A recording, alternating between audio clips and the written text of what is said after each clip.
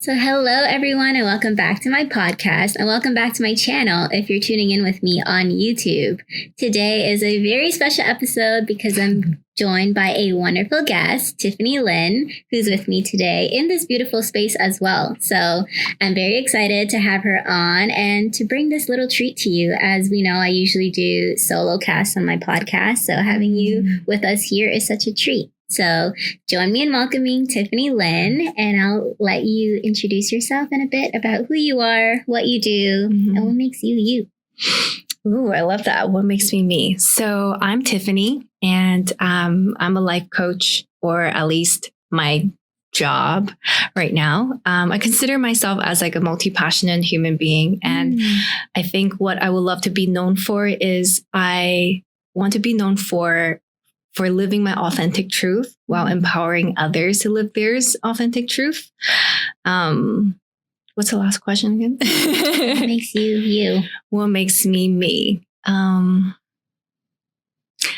feel like if you were to ask me this question, I would, like, different times of my life, I would say it differently. But I feel like in this moment, what makes me me is me in full expression. And I think a lot of the times people say, people come to me and they're like, Tiff, like, coach me. I want to be able to be in my full expression. But people don't understand that the full expression is not the you who dance freely, in public. It's not you being joyful, being free and being in bliss. Like, if you want to be in full expression in that, you also have to love and accept yourself in the murky water, in the dirt, in your sacred shit. I love that. Right? In the ugly, in the uncivilized, in you being primal. And I feel like what makes me me in this moment is all of that coming to me. Ooh, I felt all of that. That is so good. And there's so much packed into that because as you were speaking, like, I love the way that you broke down being in your full expression, because especially with the age of social media, we see a lot of these buzzwords thrown around, like fullest self, authentic self. And so when you think about all those words, I know you explained fullest self, but what does it mean to be really authentic? And when clients come to you and, you can kind of see that they're struggling with that, like owning all of who they are, how do you define that? And how do you kind of guide them? And how would you explain that? Yeah, I mean, so like my program's called Journey to My Becoming. And, a lot of the times I feel like authentic is a really subjective word, because sometimes I actually encourage my clients not to be authentic, because how do you be authentic if you don't actually experience, like, you not being authentic and you being uncomfortable? Right. Because a lot of the times the authenticity that we desire is from a place of ego, right? It's, I want to be authentic. I want to be I want to be cared for. Being authentic is I desire to do what I want to do, which is, by all means, it's great. And that's exactly what I coach my client. But then there's so much that goes deeper into being your authentic self, is discerning between if that comes from your ego and deriving from the expectation from the society, from your culture, from your family. Yeah. Or is it that authenticity is underneath all of that, is that whisper of your soul, of like, this is what you're meant to be. Like you said I love what your podcast is about, is guiding people home, right? And sometimes in order to guide people home to their true authenticity, underneath all of that, it requires you to be uncomfortable. Oh, yes. Yeah. So I forgot your question. You answered it perfectly. I was like, you answered it perfectly. I feel like, I think, so I feel like the authenticity part is so nuanced. is so nuanced, but also so absolute in the same time. Yeah. And I think it's the unity of duality, right? It's like to be able to hold the duality of your ego, your society expectation, all of that, but also on the other side of the truest true, like beneath all of that, the absolute. Yes. Yeah. No, that's so beautiful. I love that picture of duality. And I often paint it to the listeners as well, because when I think about duality, it's black, white, it's masculine, feminine. And what we are is we walk the path in between. Yeah. Because we have to be able, to bring it all together and to unite it within here as well. Yeah. And I love how you explained authenticity and pointing out the nuance in it and that it's subjective, because, a lot of what we see on social media and people wanting to embark on their spiritual journey or, connect to themselves, they look at these words and they say, yep, that's what I want to be. And we don't really take the time to dissect it and figure out what it means to us, which is all what the journey is about.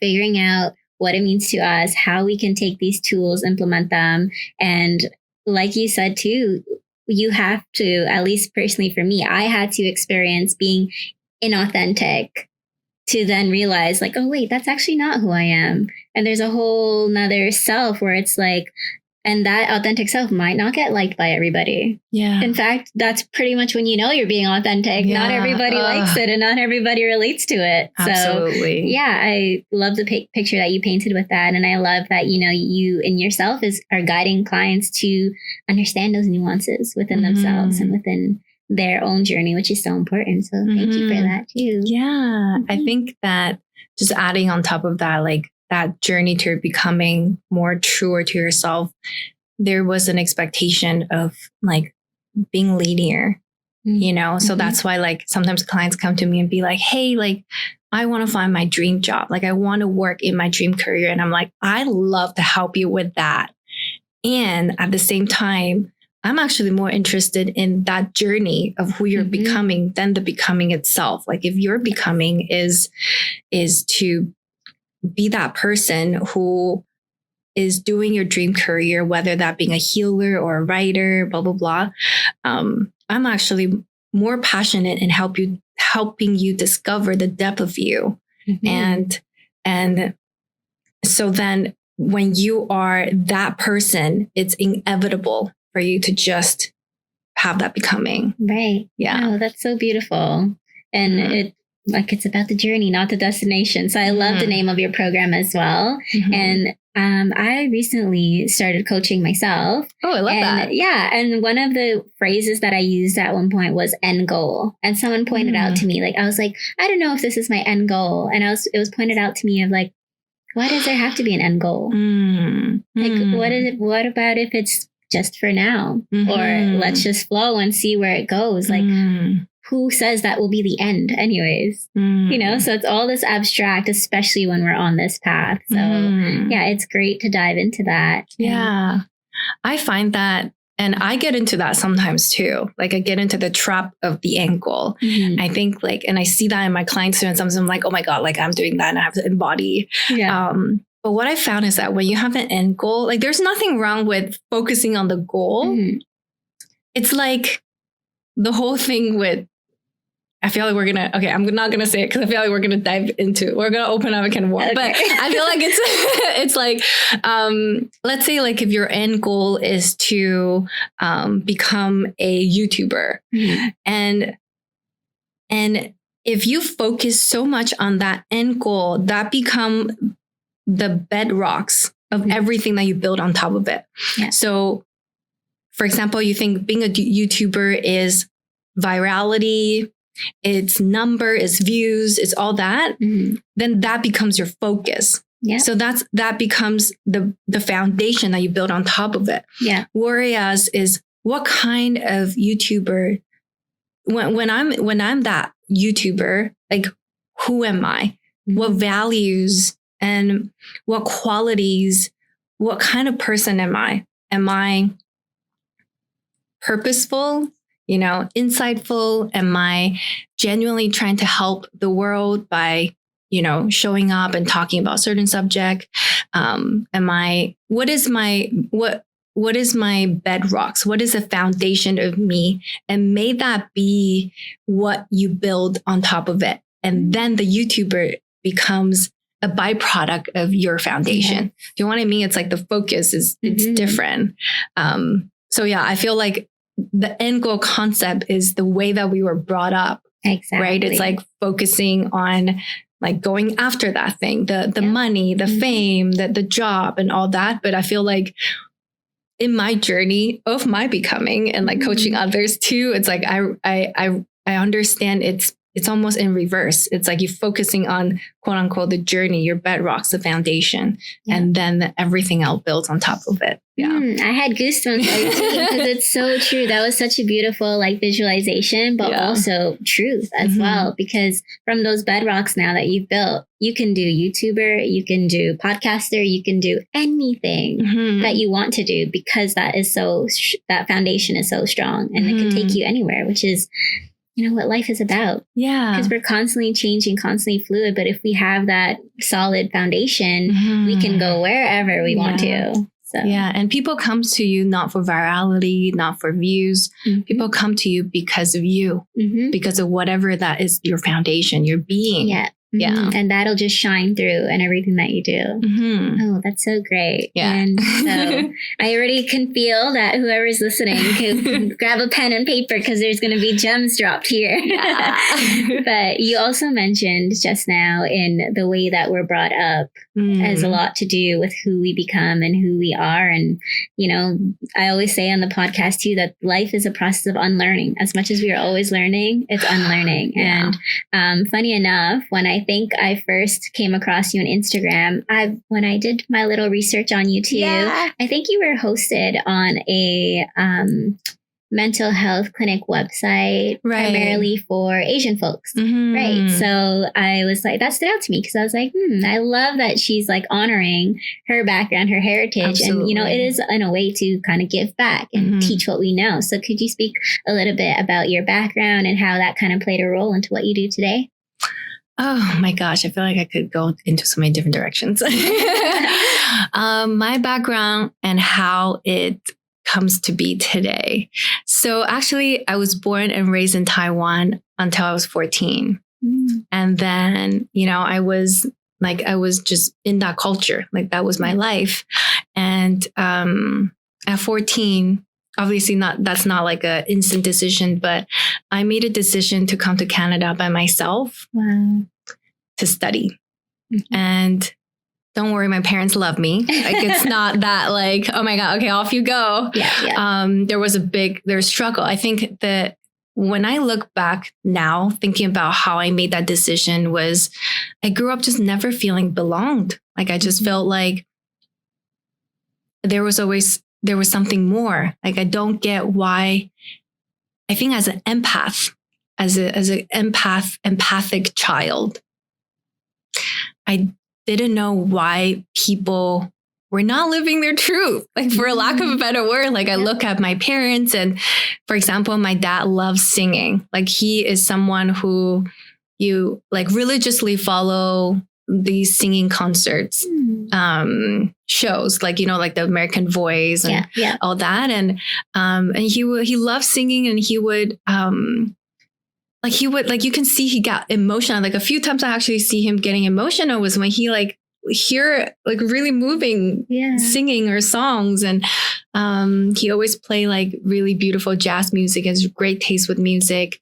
But then whenever I ask him, I'm like, hey, like, have you ever think about, going, like, try singing as a career, or, like, try doing more singing, like as a child, right? And he just shot me down. He's like, you're funny. Right. You're like, your hobby, your talents can't be a career. Right. And growing up, I loved dancing. And that was always something that it's been shut down for me. So things like this, right? It's just like I always see a discrepancy between people's truth and what people are actually doing. And because of that, I always feel like there must be something more. Right. And in a way, like growing up, like in Taiwan, we, there were like the US Western culture influence. And I love watching these like, I don't know, High School Musicals or like these movies growing up. It's just like teenagers going after their dreams. And so I feel like there was always like, oh, maybe like, you know, somewhere else there was a place that I could feel free, I could feel belong. So at 14, I made the decision to come to Canada and to feel belong, or to find my place. And of course, it was so tough in the beginning to be away from my family, from my culture, from everything. Yeah. And I got into depression. I didn't know it was depression at the time, but I was really, really depressed. I was like crying every day, and I would be like going out far for a walk for like 2-3 hours after school, and just feeling really lost. And but I feel like that decision really sets the trajectory of my life. Yeah. And until now, what I do today is, at one point, 14, 15, 16, I journal a lot. Me too. I journal a lot growing up, and journaling in the beginning was my outlet. It's like I let my frustration, sadness, and anger out. But then I think eventually it becomes my relationship with myself. I am in a relationship with myself, and I become my own inner guidance, because I didn't have anyone at the time. Right. Like I pull myself out of depression. And I think having that resilience and inner guidance and introspection, I think that sets a foundation for who I am, and also what I do and why I do what I do. Of course. Yes. No, thank you. I felt everything that you said so deeply, but especially it's so clear that because you've taken yourself through that, you're now so passionate and able to help people do that too. Yeah. And I relate to a lot of what you said, because I moved to Canada from New York City at the age of 13. Wow. And so 13, 14, like those are pivotal years really of your young. life. And it's tough. Like for me, I started grade 8 here. So I left behind. By yourself too? I moved with my mom. Okay. And that's another story on its own. Yeah. But at the time, I had left behind my friends. That I had a lot of my life mapped out at that age, because I knew what high school I was going to go to. I knew what I wanted to study, and like everything was there. And coming here, needing to integrate into, I had a bit of a culture shock too. Yeah. Integrate into a new society, new family, because my mom got remarried, which is why we moved. Right. So it was a lot of change at once. And I was an only child then. Now I have a little brother.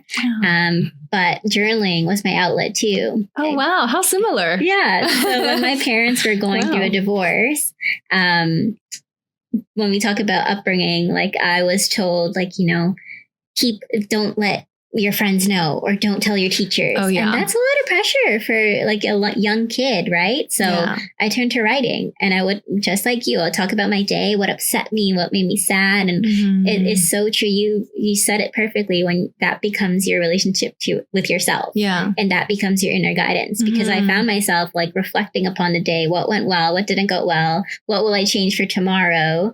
And so I think it's remarkable that you pulled yourself out of whatever it is that you were going through, especially through depression, because that is tough. And even at that age too, it really shows you what you're capable of, and what the rest of your life, the skills that you can have for the rest of your life. Yeah.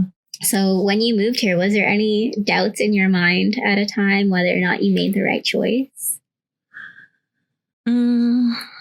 I actually never thought it was a wrong choice, even though I was really sad. And, like you said, at that young age, your friends were your everything. And to be so far away from your friends, and and of everything that I've been through, and all the feelings of sadness and hurt and loneliness, I was really lonely. I actually never thought it was a wrong choice. And it's funny, because I'm like, I don't know if it's because I just didn't give myself the choice, because I was the one who made the decision. It's different when I don't know how you felt on your end. Yeah. Because it didn't seem like it was your choice. Mm-mm. So there was almost, so I don't know, did you feel like there was a regret, or did you feel like there was a level of resentment or like not understanding of the decision for you? Mm-hmm. Oh, yeah, that's a good question. I think for sure there was a level of resentment, and I absolutely hated it when I first moved here. In fact, that year is blocked out of my memory. Wow. Like I don't remember much. Even now? Yeah, even to this day, I cannot recall like specific moments that happened. There's like bits and pieces here and there. Either they were really traumatic and I remember them, or they were really happy and I remember them. Right. But I cannot really recall. Even if I'm asked like, oh, do you remember this person? We went to school with them. No, wow. I can't recall. And I think that is a testament of how much I sort of blocked it out of my memory. So yeah, it is a little different from you. But I also wonder in your case, because of the culture that you were brought up in, I'm sure what you did was not normal. No. Or even like, I'm sure your parents supported you, but it wasn't the norm or right. Yeah. So was there any part of you that felt like even if you doubted yourself and you wanted to move back home, you couldn't because it would kind of be, you wouldn't be supported in that? It's funny. It's actually the opposite. I feel like it's fun. It's interesting because it was a decision that I was a decision maker, but then obviously like they supported me financially and everything and like to help me move forward. But it's very ambivalent for them too as parents, right? Because like, of course they want their sweet daughter to be besides them. But at the same time, it's like, this is a choice that she really wanted. And in a way, they could also see the benefits of it. So it's very ambivalent for them. So it's opposite when I said I knew that if I were to have a single, if I were to have a sign of I want to come home, I would be home right away. Like they would no doubt let me home. They're like, just come home. Like, and it's funny. It's exactly because of that. I didn't have a choice to regret it. I didn't let myself have a choice to regret it because it was a decision that I made it for myself. And it made it even more lonely because I didn't dare to share with them all the negative things that were going through in my life. Like not even when I was sick, I didn't dare to tell them because I just wanted to make sure they know I'm doing well. You know? Yeah. So they didn't know that I was depressed. They didn't know, at least not directly. I don't know if they could see it from afar, you know? Yeah. But my heart is open right now, like holding space for that version of you because that is so heavy and like, you know, just as a 14-year-old. Yeah. And by yourself, like, and your parents are your world at that age too, where, you know, they've taught us everything that we know to that point. And now you're making a decision. I'm actually going to forge my own path. That's huge. Yeah. And do you have any siblings? I have one older brother. Okay. And actually he stayed in Taiwan. That's what I was going to ask. Which is really interesting because usually it's the older sibling who study abroad first, blah, blah, blah. But yeah, no, just it's a younger sibling here and it's the only younger sibling only. Love that. Love that. So, you know, you took your reins and you just rode with it, which is so commendable. So, and I'm sure there's, you know, not an ounce of regret now. Yeah, no, like I would not have known how my life and how I would be if I were there. Yeah, I'm really, really happy. Like the full expression that you see in me, that was the onset, you know, that sets a trajectory of how I was able to be the full expression that you see today. Exactly. Yeah. And just like we said at the beginning, like you had to experience those lows when you were near touching that bedrock and saying, okay, what do I want to create from this new foundation that I'm setting? Yeah. And experiencing, you know, those bouts of like inauthenticity or like, who am I questioning to now get to that authentic full expression. So I think that experience almost like, because I made that decision and coming to a new country with everything new, I had to reconstruct my bedrocks. Exactly. Not from my conditioning. not from my family, my culture, my society, but really dive deep. And I'm still of course reconstructing. Yeah. We're always reconstructing. Always. But it just really like, okay, in order for me to be here and to be the person that I wanted to be, what bedrocks do I have right now? Are they serving me or not? Yeah, it's a lot. And I know for people listening, even though you might not relate to moving to a new city, country, wherever it is, but at some point in life, we may be fortunate enough to be able to take a leap of faith. And I would call what you did a leap of faith, saying, nothing here in my home country is resonating with me anymore. Take that leap because I know there's something else out there. So for listeners who find themselves in that spot, wanting to or willing to make that leap, maybe they're a little hesitant, afraid of, what's on the other side because we don't truly know. What advice would you give to them? Taking leaps. I love this topic on taking leaps. I feel like taking leaps is also not linear, actually. Like, I feel like in my journey, I took many, many leaps. And I think there are times where it made sense to just build your, what is that thing where like when you jump and then you have to build your suit? Like the bungee cord? Not the bungee cord, but Parachute. Oh my God. I don't know why that word wasn't coming to me. So I feel like sometimes it made sense to take the leap while you're building the parachute on the way down. Right. Yeah. And I did that. I feel like coming here in Canada at the age of 14 by myself was that. Yeah. When I first got out of school and I started working the first year, I was making $30,000 a year annual income, and I invested $20,000 on learning how to invest in real estate. Wow. And I did not have the money. So I borrowed it from the bank. Yeah. That's a big leap of faith. Like there are a few like big leaps like that. And even the fun things that we talk about. I did a half Ironman this year. Yes. With only 4 months of training. But the craziest thing is I didn't know how to swim before. And I never ran more than 5K before that. Like I was not the cardio girl. Like I was I feel you. I was the dance girl. I was the yoga girl. Yeah. And I just put myself to that leap. So like there was those leaps that, it's fun. It's expansive. It's also very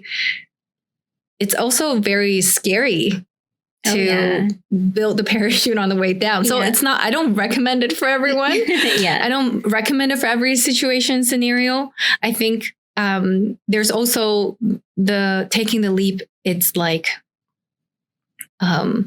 tendering to your nervous system and expanding, leaning to the edge of you. And both of them, I think, will get you to where you desire to be. And it's more so a matter of discerning what makes sense to you. Absolutely. Yeah.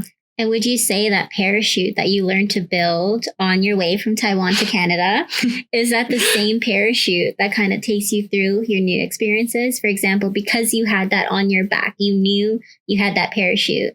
Did you feel safe or confident in yourself to sign up for Ironman? Like, is it those same kind of... it's definitely cultivating that muscle resilience. Yeah. So I think that makes me more ballsy like that. For sure. Yeah. But I think the reason why I think there are pros and cons, right? Like, to be completely honest, like I was training for so much in that 4 months, especially the last 2 months until my race.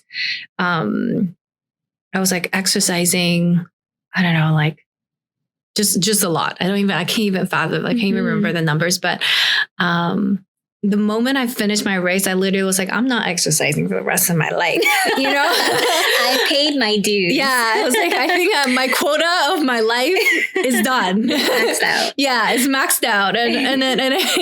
But jokes aside, I literally, after I finished my race, I didn't do cardio as much. And I think it's because I was so overstretched, I needed for the spring to kind of bounce, slowly come back to a new normal before I feel like I have the space to stretch myself again. Whereas if you were to just leaning to the edge of you and expand at a capacity that is expanding for you, and but also a little bit, but also like it makes sense to you, then you probably don't need to overstretch yourself and then come back and overstretch yourself and come back, right? So I think definitely building that muscle of resilience, but also just like discerning on like if what makes sense to you and in what situation. Yeah. Yeah, no. And I love that image of like the spring, basically, that we're stretching to get to where we want to be and then having to right size it afterwards. Cause it's so true. And unfortunately, especially in our society of like overachieving, hustling, all of that, our spring for our life is constantly being stretched. Yeah. And then we experience things like burnout. Yeah. And you know, how many people are actually able to kind of tend to their nervous system to give it that, you know, right size it. We don't see it often, but it's so important to talk about it. So thank you for bringing that up. Absolutely. Talk us through that then. Like, you know, your thought process as to why you wanted to sign up for Ironman, you know, having never swam, having not being the cardio girl, like where were you in your life at that time to decide this is something that I want to do?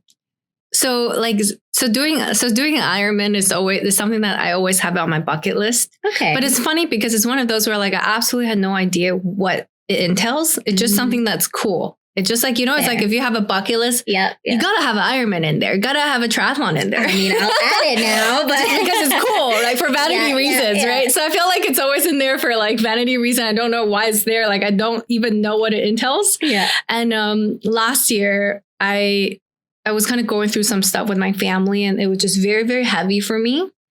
And I literally just came across this woman at the gym, which is funny because I never ever talk to anyone at the gym. I'm always like headphones in and out. Yeah. And then the only time I talked to someone, which is this woman, and we just started to spark up a conversation. And she was like, yeah, actually, I do triathlon. I am a sponsor cyclist.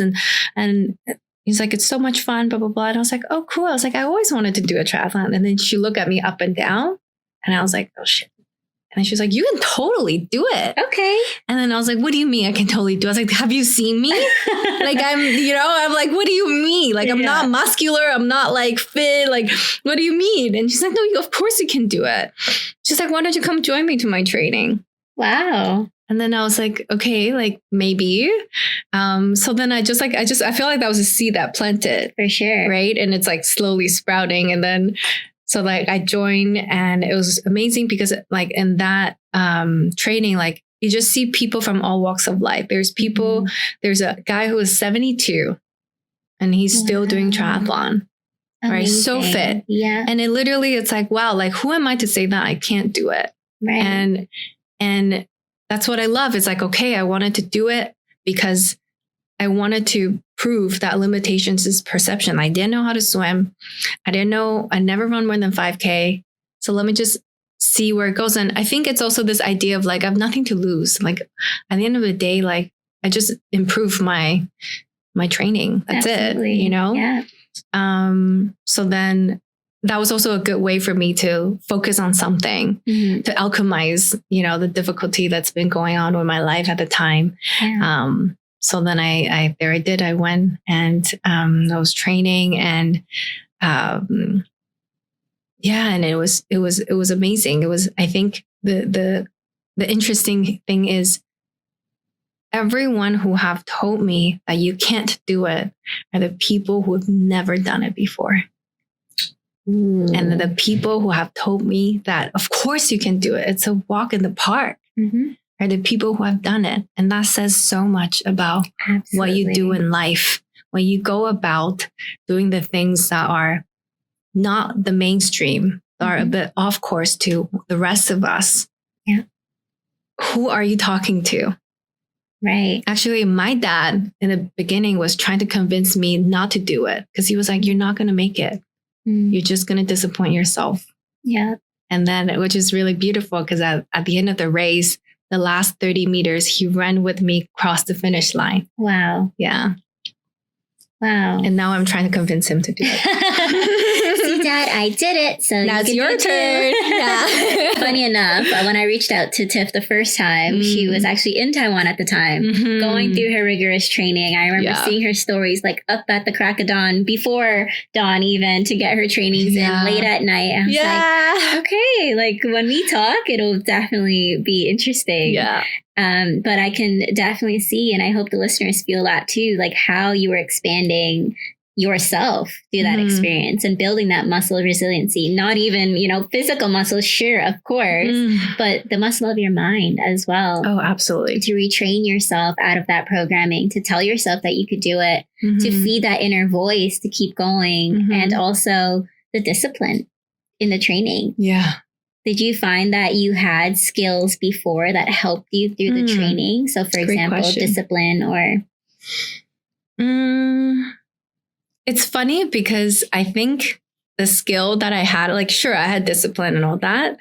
But I think the skill that I had was I'm really good at negotiating with myself. Okay. You know how, like, we all do that, right? It's like you have a new motivation and you're like, I'm going to wake up at like 5 a.m. every day now. Yep. And then you do that the first 2 days and it was great. And on the third day, you're like, you just come up with the most brilliant excuses, right? Yeah. Like you're just like, oh, like I didn't technically fall asleep until like 12:05 yesterday. So like I'm gonna be needing more sleep today. Let me just like sleep for a little bit more, stuff like that, right? So I feel like I'm really good at that. Okay. It was really funny. But then I feel like in the training, I actually use that skill to trick myself into running more or biking more or swimming more, right? It's like, oh, I'm just going to run till the end of that line. And then when I'm at that line, I'm like, oh, I'm just going to run till the next line. Yeah. So I just keep doing that. So that actually was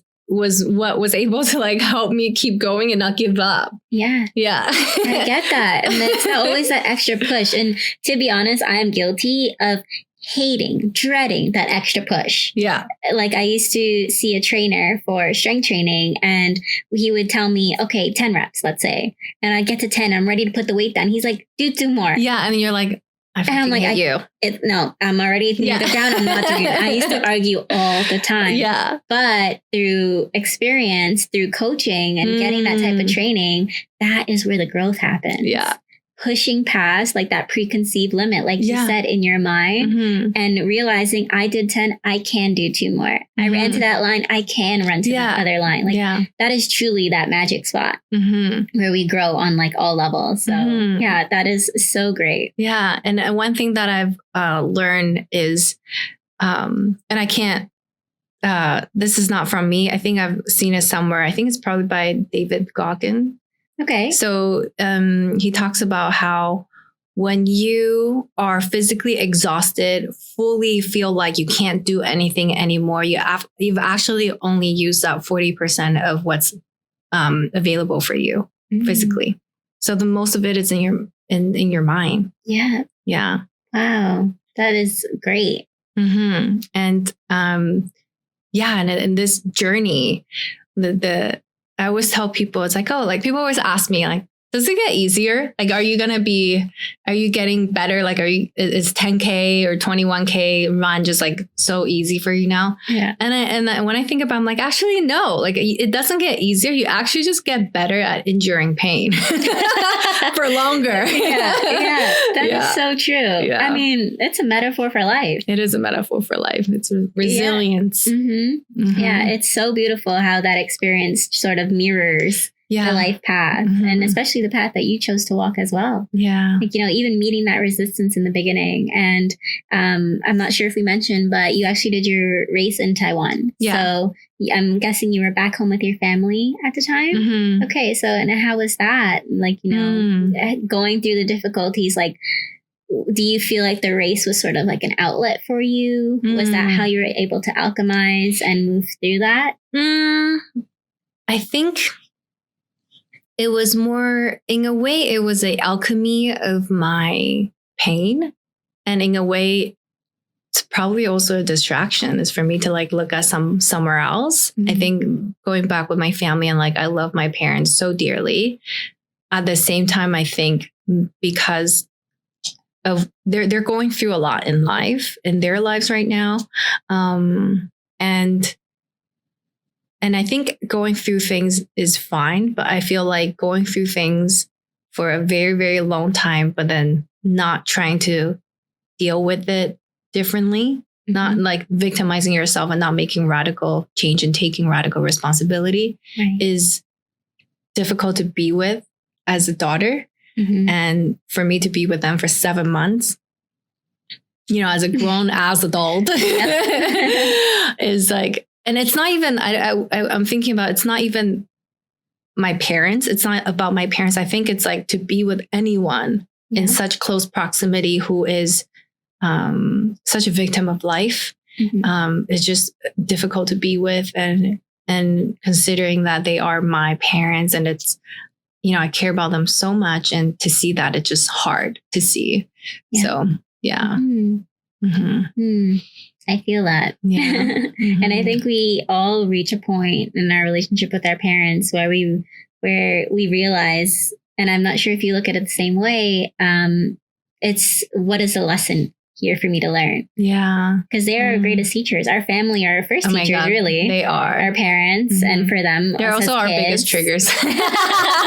And it's because we see ourselves in them. Yeah, absolutely. We're like, I'm part of both of them. And now everything is a trigger. And that's a big part of my journey has been that. And when I get triggered by my parents, I'm like, this exists within me. That's the only reason why it's triggering that part of me. And that would be my next level of healing. You're being activated. You're being called to expand for sure. Yeah. Yeah. So true. Yeah. So far I'm loving the parallels between your life journey and also the Ironman race, especially you being back home to complete that.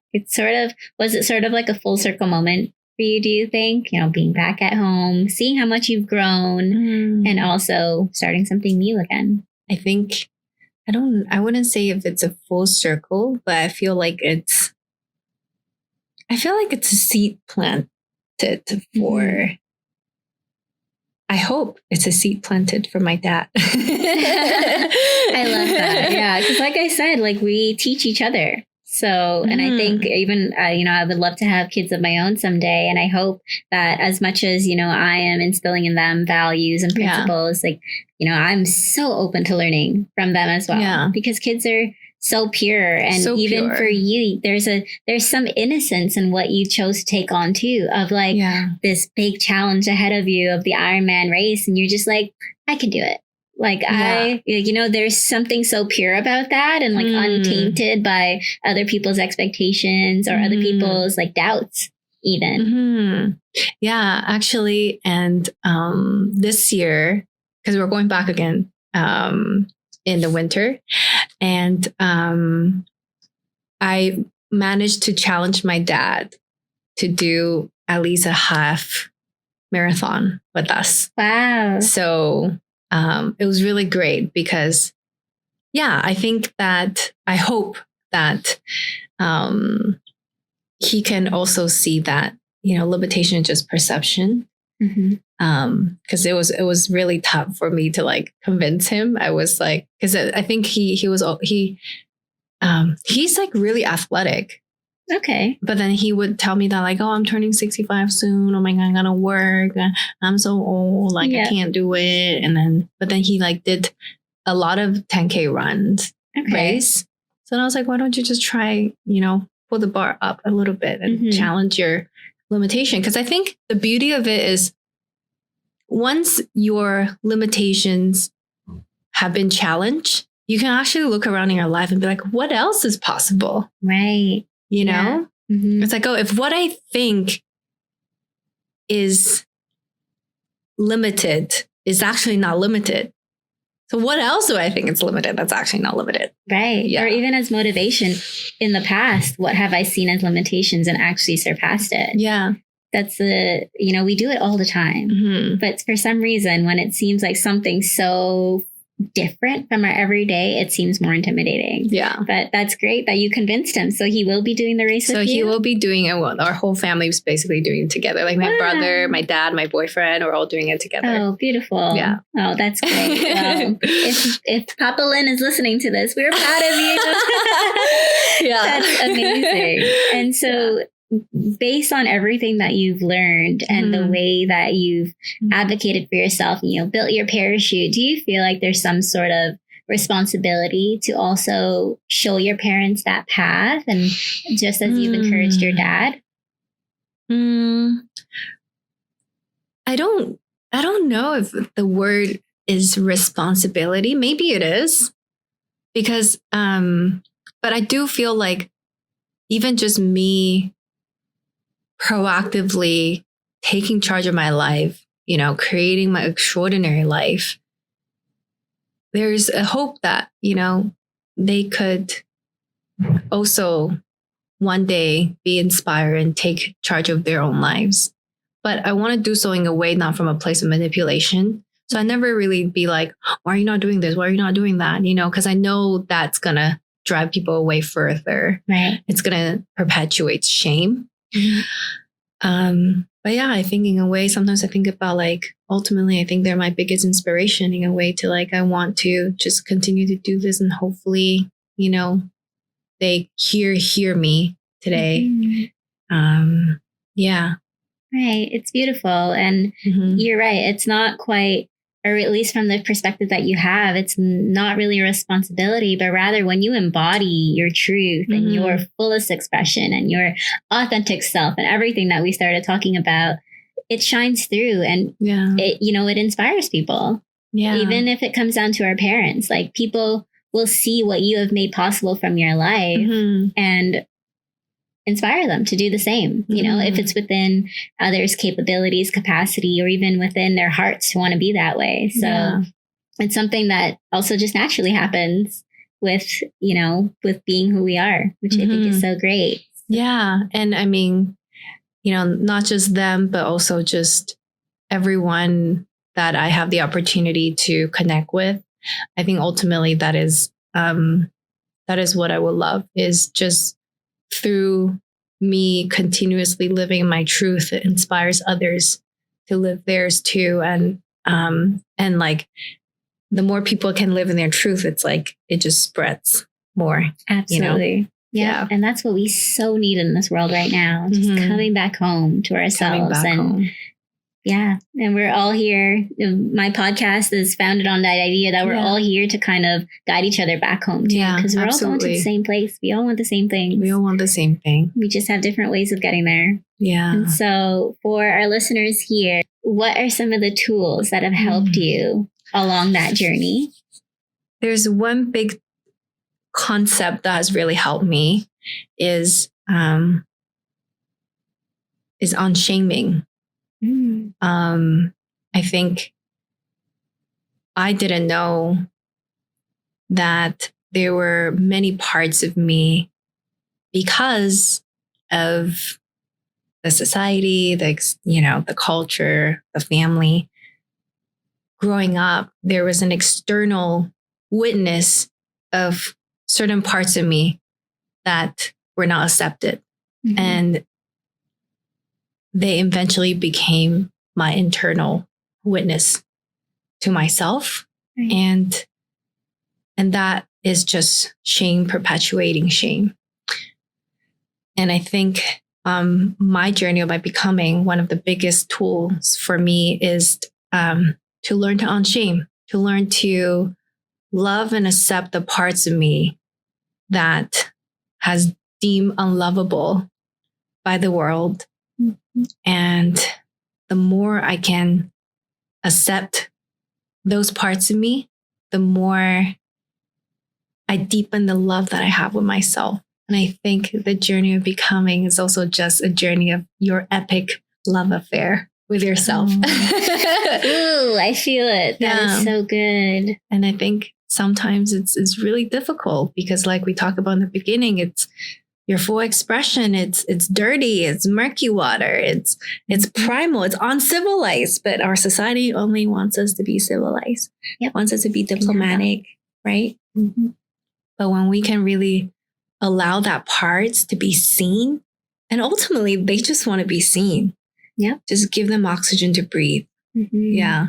You don't have to like run around naked on the street. I mean, if you want to, totally can. Sure. Yeah, I love to see naked, but I think ultimately it's like they just want to be seen by you. Yeah. Boy, when I learned that, and the expansion and the deepening of my love that I have for myself and also for other people. There's so much more compassion than I have for other people. Yeah, because you came back to where it all started with yourself. Mm-hmm. Yeah. We're going to let that one resonate for a bit. Yeah. That's coming home. Oh, yes. Yeah. I think that's the biggest tool, I think. Beautiful. And that leads perfectly into our last question, which was, so from that biggest lesson, that biggest tool that you have and everything that we've talked about, everything that you've gone through in life, what advice would you go back and give 14-year-old Tiffany? Actually, like, wow, that was such a beautiful question. Like, no one ever asked me that. What advice would I give the 14-year-old Tiff? To be honest, I feel like she didn't need advice. I feel like I'm like, she's strong. Like, I feel like sometimes I need advice from her. That is so true. Yeah. Okay. Well, if it feels more comfortable, we can flip it. For your state of life right now, where you are in your life right now, what do you think 14-year-old Tiff would say to you? Take up space. Be bigger. I think she wants to see me shine brighter. Like if I'm big, be bigger. Like if I just like, yeah. I think she's just like, what do you think I did? What I did, like over here, like don't shrink yourself. Like take up space. Like be bigger. Yeah. Oh, I love it. Yeah. You know, our 13/14-year-old selves would be friends. Yeah, because I feel the same way about myself at that age. Like I'm like, where did that girl get the confidence from? Like I always say, like me between the ages of 12 to 14 is my true self. Like that is my true self. The strength, the charisma, the power, the self-belief, where she didn't care about what everybody else was doing, what they were saying, what they were saying about her, because she was a new girl. Yeah. She didn't care. She was herself. Being you teaches you like who you really are. Yeah, because you can be whoever.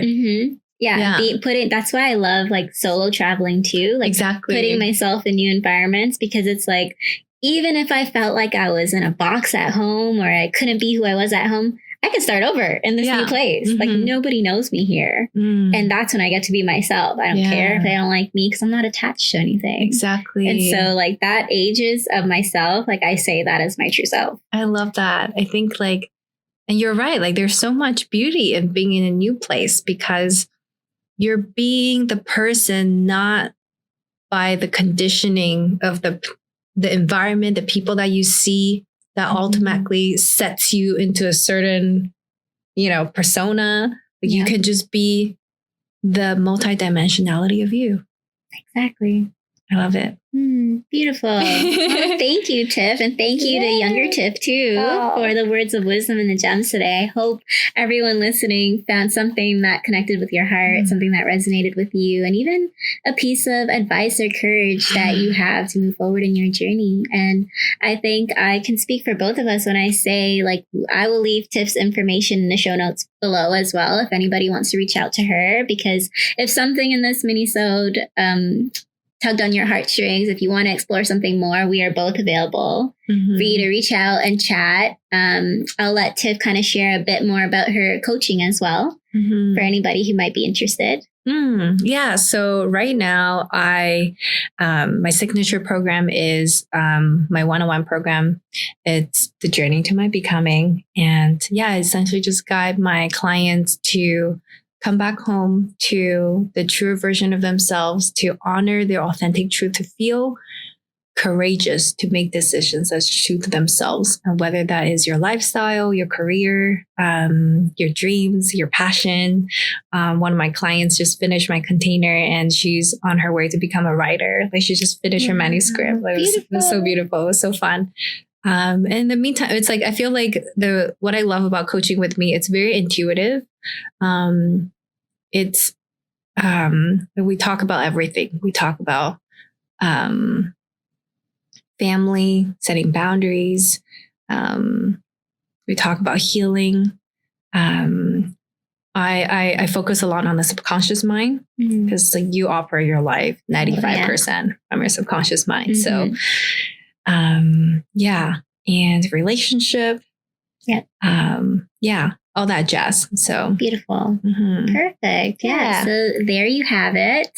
As you all know, and as Tiff knows as well, I end every segment with a guided meditation. So I invite you to join me. Okay, let's do this. Yeah, I'm just going to slide forward, get my feet on the ground, and wherever you're tuning in from, if it's safe to do so, I invite you to close your eyes, settling into the space around you, taking a deep inhale through the nose, filling up your belly, your chest, and exhaling completely, relaxing your shoulders, relaxing your eyes, relaxing your jaw. Taking another deep inhale in, filling up your belly, chest, feeling the breath reach your chin as you exhale through the mouth. Letting the day go, letting the moments go, and feeling into that stillness beneath your breath, the stillness inside of you as you continue to breathe softly here. Inhaling and exhaling. Coming back to your heart center. Feeling your heart rate slow, your breath slow, and the thoughts in your mind slow down for just a few moments here. As you tend to your mind, body, and spirit. In this place of stillness is where we can hear the whisper of our soul, where we can tune in to our truth, where we can feel our truest emotions, our truest selves, and where we can become and feel grounded to express all that we are. Feel into this stillness and feel into your power in this moment right here. You may wish to imprint this feeling with a picture. For example, you might envision a beautiful golden light at your heart center. May envision a certain color. Maybe you imagine yourself in a certain environment where you feel grounded, where you feel all your power. I invite you to take a moment to imprint that right now. Breathe into this feeling.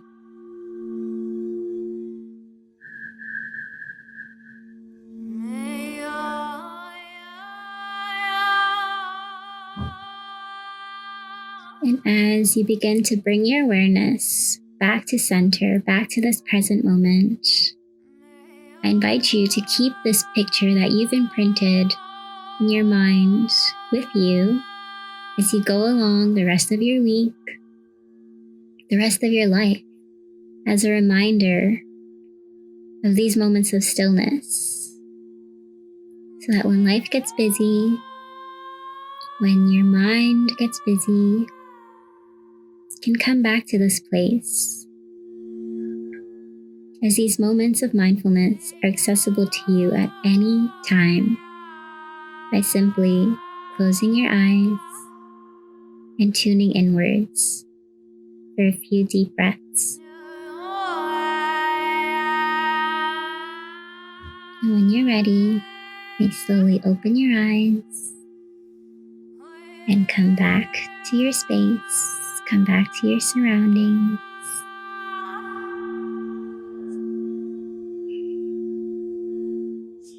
Thank you for joining me. That was so beautiful. Thank you. And thank you so much for being on the show today. Thank you for sharing all that you do. Thank you for all the work that you do. And thank you all for tuning in with us. I hope you found something valuable. I hope you feel inspired. And I hope you are well wherever you are. So thank you for tuning in with us today. And I look forward to connecting with you again soon. Namaste. Thank you. That was so lovely. It was great. If you enjoyed this mini-sode, please leave a 5-star rating on the platform you're using to listen or on my Facebook page @Catalyst by Kaylin. And please continue to share this podcast with those who you believe can benefit from a few moments of mindfulness today. Thank you.